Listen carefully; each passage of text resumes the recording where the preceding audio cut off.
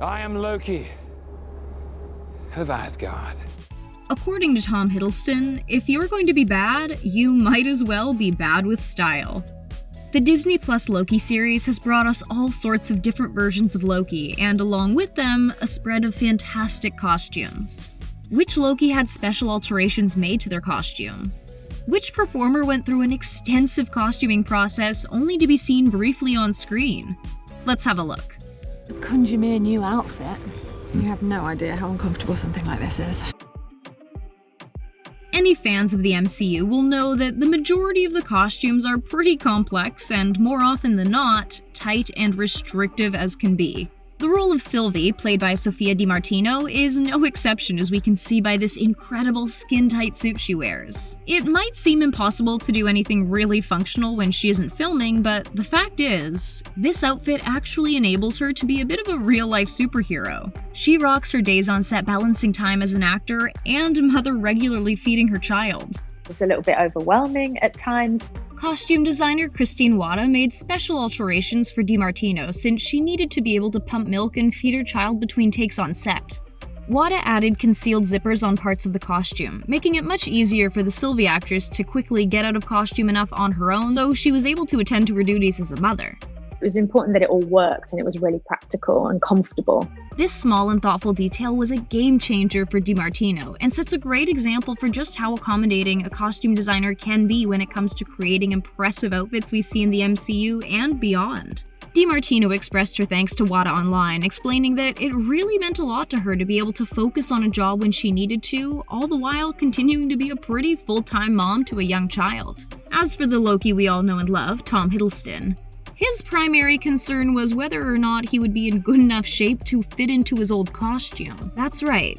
The costume we see him in is the original from years ago when Hiddleston first took to the screen in the MCU. Fortunately, the costumes still fit like a glove. Absolutely not. This is fine Asgardian leather. We're guessing it was a solid confidence booster for the actor. The God of Mischief does appear in loads of brand new outfits as well, with pretty impressive variety no less. How do I look? Hiddleston rocks this business-looking outfit right down to the skinny tie. The actor also looks president-ready in his Loki 2021 suit, featuring the signature green vest and golden horns. As for the Time Variant's Authority jumpsuit, well, let's just say it's a tough look to pull off, but Hiddleston does it pretty flawlessly. It kind of matches the vibes of his hair, which is actually not his own. Much to the surprise of many fans, Tom Hiddleston's hair isn't the jet black we see him sporting in the MCU.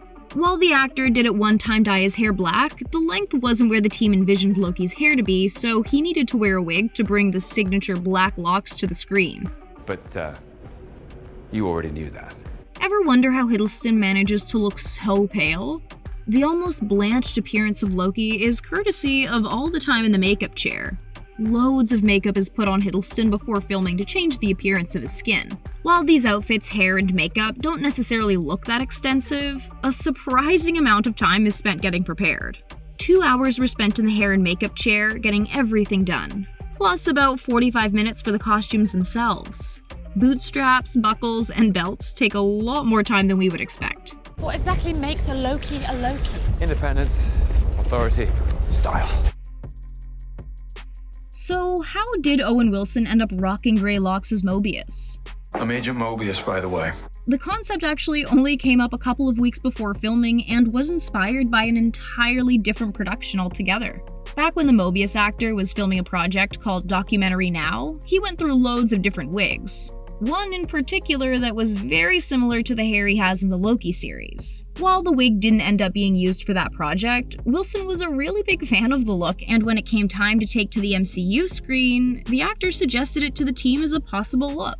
The crew said yes, and gray-haired Mobius was born. According to Wilson, the look really embodies the character, so much so that he and the team have a hard time imagining Mobius looking any other way. Honestly, we agree. It's the perfect look for the character. You betrayed me. You betrayed me. Oh, grow up. Grow up. It isn't just the lead characters that go through different makeup, wig, and costume options to find the perfect look. Even smaller day player roles, like the flight attendant actress Erica Coleman, she went through a much more rigorous costume experience than we would expect. Coleman actually had about 4 or 5 fittings for that one costume alone, which doesn't even get a huge amount of screen time. Is there anything else I can do for you, sir? I suppose we'll find out, won't we? In an interview, the actress shared that her outfit was, in fact, custom-made for her.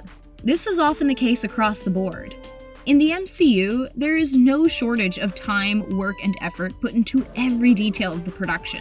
What kind of detail are we talking about? Well, Coleman said that the adjustments varied from small things like how high the neckline should go, to where different pockets should be, and even how many buttons should be attached. The detailed work doesn't just apply to what we see on the actors, though. Consideration is put into what actors wear under their costumes as well. Coleman was actually given undergarments to suit the appropriate time period. We bet she was probably pretty surprised when she was handed 70s style underwear by the costume department. As for makeup, Coleman's stewardess doesn't seem too complex, but that didn't mean she wasn't given half a dozen options of red lipstick to try in order to find the absolute best tone of red that would match her outfit and complete the image. This type of detailed work plays a major part in establishing these worlds of the MCU. See you again someday. If this series has shown us anything, it's that there are, in fact, loads of Lokis. Which one of us are you?